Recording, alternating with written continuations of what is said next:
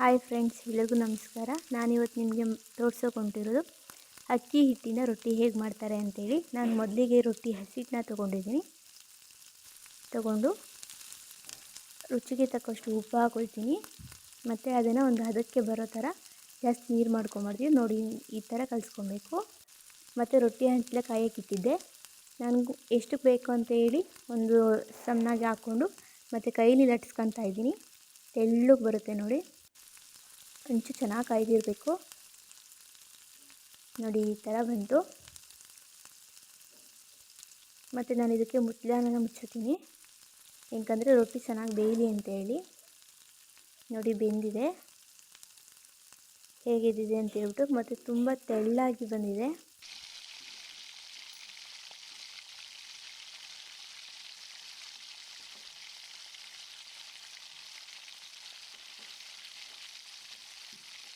So ರೊಟ್ಟಿ ಮೇಲ್ಗಡೆನೂ ಕೂಡ ಚೆನ್ನಾಗಿ ಬೇಯಲಿ ಅನ್ನೋ ಕಾರಣವಾಗಿ ನಾನು ರೊಟ್ಟಿನ ಮತ್ತೆ ತಿರುವಾಗ್ತಾ ಇದ್ದೀನಿ.